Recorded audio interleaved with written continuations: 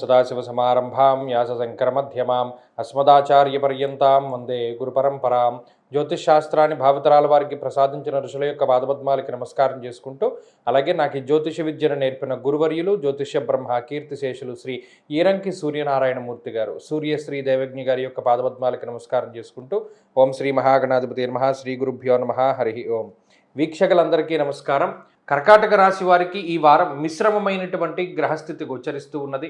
జన్మ రాశి యందు శుక్రుని యొక్క సంచారం అనుకూలంగా ఉన్నప్పటికీ జన్మగురుడు వ్యయస్థానమందు ఉన్నటువంటి రవి బుధుల యొక్క స్థితి నిలకడలేనటువంటి మనస్తత్వానికి కారణమవుతుంది.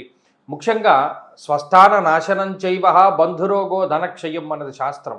ఈ గ్రహస్థితి వల్ల ప్రత్యేకించి మీకోసం మీరు డబ్బు ఖర్చు పెట్టుకోకుండా ఇతరుల కోసం ధనాన్ని ఖర్చు పెడుతూ ఉంటారు. ఎవరో వస్తారు, ఒరే నాకు ఫలానాది కావాలి, నీ దాంట్లో ఆర్డర్ పెట్టంటారు. నీ ఫోన్లో ఆర్డర్ పెట్టుకుంటాడు. తీరా ఆ డబ్బు కట్టే సమయానికి అతను దొరకకపోవడం, ఆ వస్తువు నీ దగ్గరికి చేరడం, దానికి మీరు డబ్బు కట్టవలసి రావడం, ఇలా అనవసరమైనటువంటి ధన వ్యయానికి ఎక్కువ అవకాశం ఉంటూ ఉంటుంది. అలాగే ఇతరుల కోసం ఎక్కువ శ్రమించడానికి, ఇతరుల పని మీద ఎక్కువగా తిరగడానికి, మీ సొంత పనులు సొంత విషయాల మీద ఎక్కువ శ్రద్ధ పెట్టకుండా ఇలా ఇతరుల కోసమే కాలక్షేపం చేయడానికి కాలాన్ని, ధనాన్ని, శక్తిని ఖర్చు పెట్టడానికి అవకాశం ఉంటుంది. అలాగే ఈ వారంలో వృధా ప్రయాణాలు కనబడుతూ ఉన్నాయి.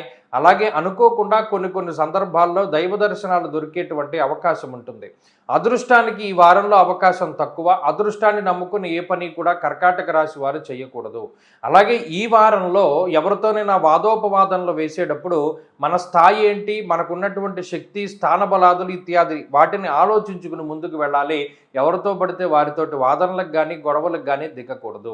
ప్రస్తుతం ఈ వారంలో ఉండేటువంటి గ్రహస్థితి మీకేమి ఆర్థిక నష్టాన్ని కలిగించట్లేదు, కానీ ధన వ్యయం అవుతుంది. అంటే నష్టపోవడం వేరు, ఖర్చు పెట్టుకోవడం వేరు. మనకి తెలియకుండా డబ్బు పోతే నష్టపోవడం, తెలిసి ఖర్చు పెడుతూ ఉంటే వ్యయం కింద లెక్క.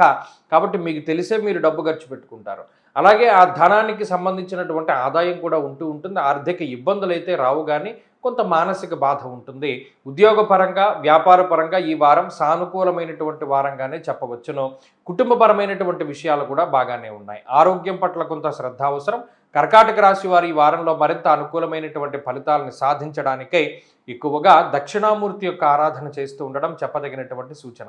ఈ వారంలో కలిసొచ్చేటువంటి రోజు శుక్రవారంగా చెప్పవచ్చును. అదృష్ట సంఖ్య 2, అదృష్ట వర్ణము తెలుపు. తదుపరి సింహరాశి.